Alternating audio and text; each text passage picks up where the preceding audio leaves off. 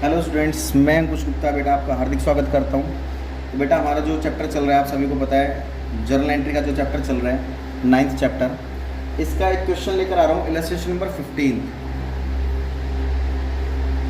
Illustration number 15। ठीक है, तो ये क्वेश्चन आपके बेटा स्क्रीन पर भी है, आप देख सकते हो अच्छे से।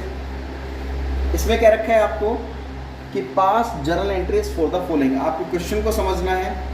क्वेश्चन आपके स्क्रीन पर है कि पास journal entries for the following, कि हमें एंट्रीज प्रिपेयर करनी है। एंट्रीज का फॉर्मेट भी आपको अच्छे से पता है, मैं कई बार बता चुका। फॉर्मेट आपको बता देता हूँ दोबारा कि फॉर्मेट होता क्या है। तो बेटा फॉर्मेट आपको अच्छे से पता है। पहला क्या आता है बेटा, डेट, देन उसके बाद क्या आता है बेटा, पर्टिकुलर, उसके बाद बेटा हमारे पास आता है लेज़र फॉली। लेज़र फॉली मतलब पेज नंबर। उसके बाद डेबिट और क्रेडिट। ये आपको अच्छे से बता रखा है मैंने। तो चलिए एक बार इसके जो फॉर्मेट को हम प्रिपेयर कर लेते हैं। तो फॉर्मेट आपके सामने है, तो पूरा फॉर्मेट बनकर तैयार हो चुका है बेटा। तो देखिए अब इसको, अब हमें करना कैसे है इस क्वेश्चन को। सबसे पहले क्या कह रखा उसने कि रिसीव नंबर 1। इसमें कोई डेट मेंशन नहीं है, तो बेटा सीरियल नंबर दे रखा है, तो डेट की जगह सीरियल नंबर डाल दो, नंबर 1। ठीक है। Received ₹20,000 from Subhash which were return off as bad debts in previous year. कह रहे हैं पिछले साल हमारे कुछ पैसे, बैड डेब्ट्स का मतलब होता है बेटा पैसे डूब जाना। पिछले साल हमारे कुछ पैसे डूब गए थे जो इस साल हमें सुभाष से रिसीव हो गए। तो बेटा रिसीव होंगे तो कैश आएगा, कैश आता है तो डेबिट होता है। तो कैश आएगा तो क्या लिख देंगे, कैश अकाउंट डेबिट। कौन सा पैसा आपके पास आ रहा है, डूबा हुआ पैसा, तो यहाँ लिख देंगे to bad debts recovered account. Bad debts recovered, डूबा हुआ पैसा आपको दोबारा रिकवर हो रहा है, वो आपको मिल रहा है 20,000 से। तो लेजर फोलियो तो कुछ है नहीं, तो यहाँ 20,000 से बेटा डेबिट साइड लिख दीजिए और 20,000 से हमारा क्रेडिट साइड लिख दीजिए। नरेशन मैंने आपको बता रखी है बीइंग वर्ड यूज़ करके, जो आपको क्वेश्चन में मेंशन है एज इट इज़ लिख दो। ठीक है बेटा, यहाँ तक ये बात समझ में आ गई। उसके बाद बेटा आपको सेकंड दे रखी है। सेकंड में क्या क्या रखा है, salary due to clerk. Salary due, due का मतलब बेटा पता है क्या होता है, ड्यू का मतलब होता है बेटा outstanding.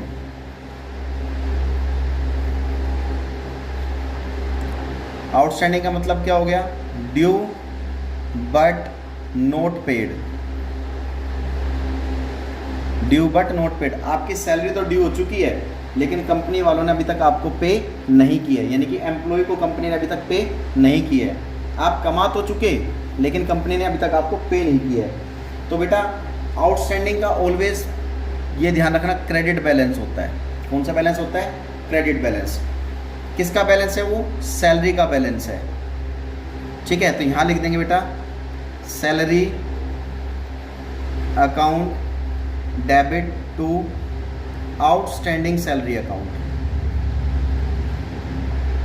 To outstanding salary account. कितने से बेटा, ये 50,000 से।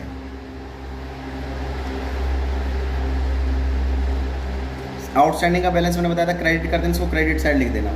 वो नरेशन क्या कर देंगे, बीइंग वर्ड यूज़ करके जो आपकी ट्रांजैक्शन है एज इट इज़ आप लिख दोगे। थर्ड टॉपिक आता है बेटा हमारे पास, वो कह रहा है out of the rent paid this year ₹10,000 is related to the next year. हमने क्या करा, किराया, एक कंपनी ने किराया पे किया है, इस साल पे किया है लेकिन अगले साल के लिए, अगले साल का किराया इस साल पे कर दिया, तो ये तो एडवांस में हो गया। एडवांस का मतलब क्या होता है बेटा, प्रीपेड। प्रीपेड मतलब एडवांस में पे कर दिया इस साल, अगले साल का बेटा इस साल एडवांस में पे कर दिया, तो वो क्या कहलाता है, प्रीपेड। और प्रीपेड का ऑलवेज कौन सा बैलेंस होता है, डेबिट। आउटस्टैंडिंग का क्रेडिट और प्रीपेड का डेबिट। यहाँ लिख देंगे prepaid rent account debit to rent account. कितना है बेटा, ये है बेटा 10,000 रुपये।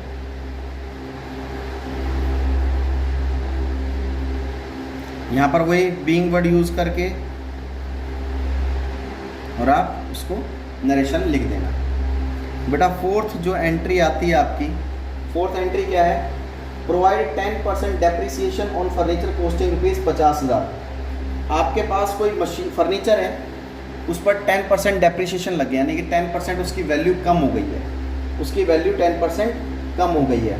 तो बेटा 50,000 का 10% कितना बना, 50,000 का 10% अगर हम निकालेंगे तो बेटा 5,000 बना, यानी कि उस फर्नीचर की 5% वैल्यू कम हो गई है।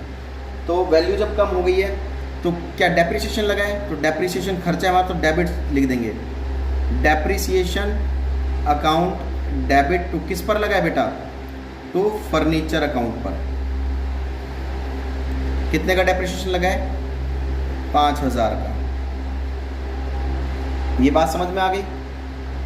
देखिए बीइंग वर्ड यूज करके आप वही एज इट इज नरेशन लिख सकते हैं। डेप्रिसिएशन बेटा किसी चीज़ का भी, मशीनरी का हो, किसी का भी हो, डेप्रिसिएशन का बैलेंस डेबिट होगा और जिस पर भी लगा उसको क्रेडिट कर दो, ठीक है। नेक्स्ट फिफ्थ एंट्री आती है, वो कह रहा है provide 12% interest on capital rupees 10 lakh. आपने कोई कहीं पूंजी अपनी निवेश की है, कैपिटल इन्वेस्ट किए कहीं, चाहे आप अपना बैंक में पैसा जमा करते हो तो आपको इंटरेस्ट मिलेगा या आप पे करोगे, बिल्कुल मिलेगा आपको, मिलेगा तो आपकी इनकम होगी, इनकम होगी तो interest on capital, interest on capital. देखो आपने अपना पैसा कंपनी में इन्वेस्ट किया है, ठीक है, तो कंपनी क्या करेगी, आपको इंटरेस्ट पे करेगी, कंपनी का तो खर्चा हो गया, ये खर्चा हो गया तो कंपनी के लिए क्या हो जाएगा, डेबिट हो जाएगा। तो यानी कि interest on capital account debit to capital account. कितना, 10 लाख का 12% निकालेंगे बेटा, 10 लाख का 12% निकालेंगे तो बेटा ये आ जाएगा 1,20,000। यहाँ लिख देंगे 1,20,000, 1,20,000, ठीक है।